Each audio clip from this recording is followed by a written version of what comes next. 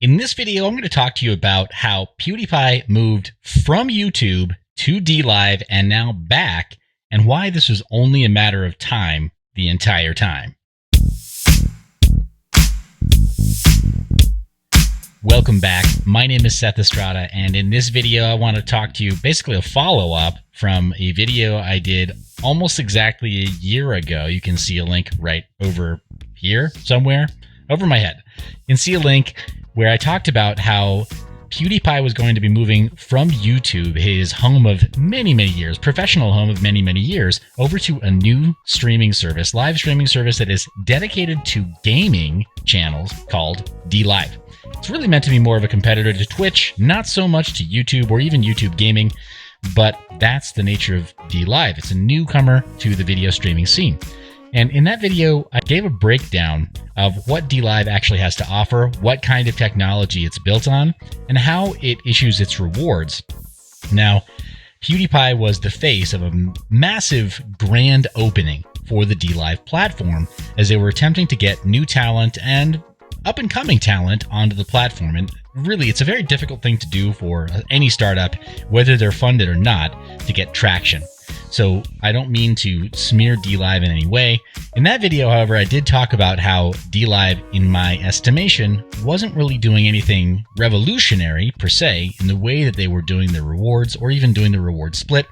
They were just issuing it on blockchain, and as we all know, blockchain technology, for as powerful and promising as it is, can also be used in a fraudulent way, or can also be used in a way that deceives people. I won't say fraudulent per se. I don't think that Dlive is fraudulent in any way. But I will say that it's not necessarily special that they were using blockchain. Okay, so let me jump out of the way here. We'll see if I can jump out of the way. Good.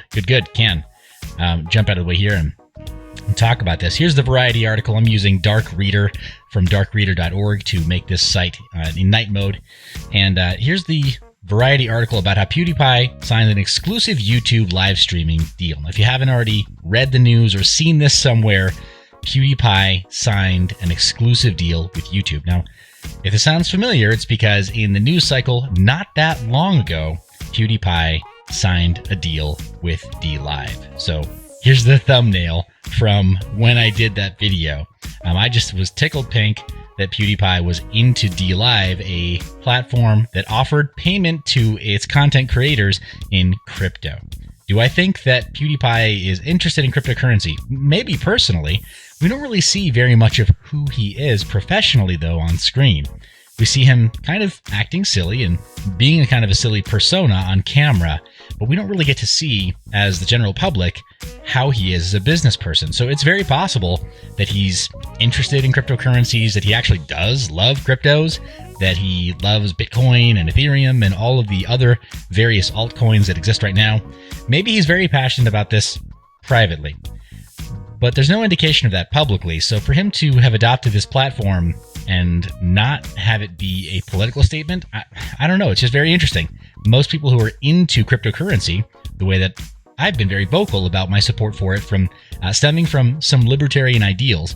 Now, am I as idealistic as, a straight ticket voting libertarian? Well, no. But I do think that the principles that govern cryptocurrencies are the principles that govern sound money. So I think they're a good idea in general, and I think that more people should adopt them. But PewDiePie wasn't trying to make some kind of a political statement or a financial statement or take any kind of a moral stance on the issue of whether people should use cryptocurrency or have cryptocurrency or invest in cryptocurrency at all. He just wanted to go to a different platform. Now, let's kind of check out the Wayback Machine here.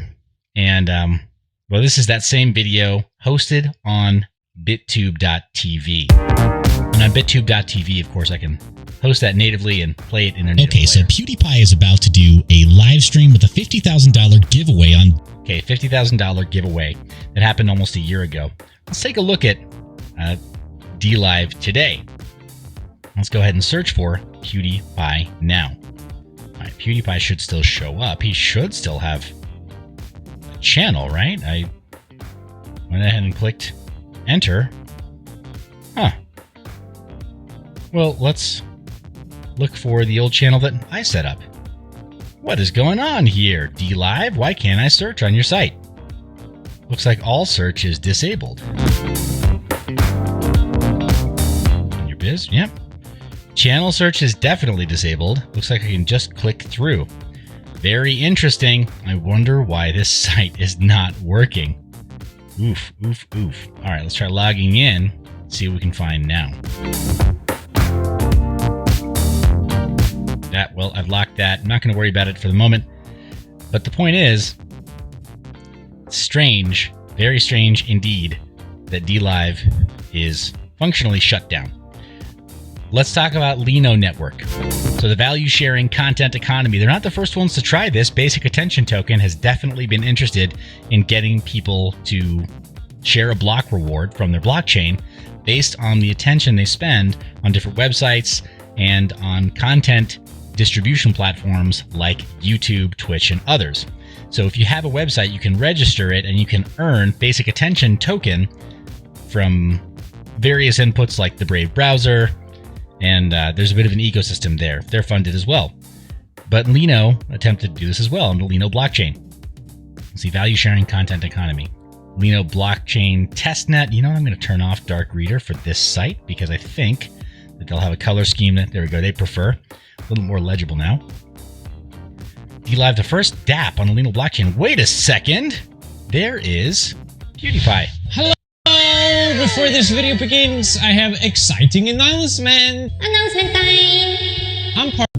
Okay, so I suspect that they own this in perpetuity. They're going to milk this for all it's worth, having PewDiePie's face on the Lino blockchain or the Lino Network website. Though I suspect if PewDiePie has inked a deal with YouTube or with the Alphabet company, and YouTube being part of the Alphabet company, that they might not like him doing that, or there may be some kind of a deal pending where the Alphabet company attempts to reclaim this video so that they have more of PewDiePie's image and likeness representing their brand. Hashtag not legal advice, right? I'm not an attorney, and I'm definitely not a blockchain mining expert. At any rate, I digress. Down here, they had the Lino solution. They show a roadmap. They really want to have all kinds of distributed applications, but I'm just not convinced that Lino or that Dlive are as decentralized as they claim. Cosmos, Tendermint, the Ethereum network, these are fine frameworks to build on, but there was a bit of a lack of trust from my part from day one of Dlive based on their community standards, which is to say they just didn't differ very much at all from Twitch's. So again, I'm not trying to take a dig at these developers or this group. Certainly, they put in a lot of work into this product, so it's hard to pull off. But here we are with PewDiePie saying he's going back to YouTube Live. Wasn't that long ago. It was almost exactly a year ago that he signed this also exclusive deal with Dlive. I imagine the terms and conditions of that contract have now lapsed, and he's now a free agent. He can go back to signing a new contractual obligation with a new platform, and so he's going back to YouTube because they know, hey, this guy is capable of leaving us. He's capable of shopping his brand somewhere else, getting some kind of a paycheck, and we'll never know what the terms of that paycheck were. It's very possible that PewDiePie was able to parlay this move over to Dlive into hundreds of thousands of dollars in terms of him doing not commissioned work, but a commissioned appearance schedule over on their platform. So I imagine that YouTube is just saying, all right, well, this guy's capable of leaving our platform, and he's capable of making deals somewhere else with his brand. Maybe we should make a deal with him. And he went back to the deepest pockets he knew, the Alphabet company and PewDiePie. So am I surprised by this? No, I'm not remotely surprised by this. Dlive and Lino, they have an interesting product, but I was very skeptical of them as a platform and of their leadership from day one. It's a very unique opportunity for live streaming folk, gamers, etc., e-girls and everything else. Very unique opportunity for new players in the content creation scene to find a new home and become established in a place that doesn't have the same entrenched competition of platforms like Twitch, or like YouTube. If you're a new face, it's hard to get established on these newer platforms. Not impossible, but it can be difficult. So I don't blame any of these content creators for saying, all right, it's something new, I'm going to try this, and then going over to Dlive to see how they fare over on that channel, over on that network. But PewDiePie's flash in the pan is now over. His time at Dlive is now over. So what's going to happen to Dlive? I don't know. What's going to happen to PewDiePie? I can guess. I think that PewDiePie from this point forward is going to stay pretty closely aligned with YouTube, just as much as he can. He just signed this deal, which signals to me a change in the way that YouTube is treating its content creators. For example, I know that YouTube offered to me the ability to have channel memberships. My channel is not that big. In fact, I haven't hit the 100,000 subscriber mark that would normally be the threshold for offering channel memberships. I'm not even close to that. So for them to offer that to me means that YouTube is doing whatever it can to keep talent on their platform, even as they demonetize and deplatform some content creators, especially in the cryptocurrency space. So I'm not totally certain that I understand what's going on there, but I suspect that for PewDiePie, moving forward, he's going to be very comfortable making videos on YouTube. Those who switch to Dlive, I don't think they're going to be quite as comfortable. All right, guys, this has been a quick op-ed piece about the news of PewDiePie leaving Dlive over to YouTube. What do you think about this? Tell me that in the comments section. What are your thoughts about Dlive as a platform or distributed video platforms in general? As you know, I've been fairly aligned with BitTube for some time, and I'm very excited to see what they've been working on with PeerTube, right? With a collaboration between them and PeerTube. Technology has already been proven to be decentralized and not dependent on one given entity, and is fairly uncensorable or censorship resistant, and then pairing it with their blockchain strictly for rewards. But you tell me, what are your thoughts about Dlive? Is it a platform that does have more merit than its alternatives like Twitch or like YouTube Gaming?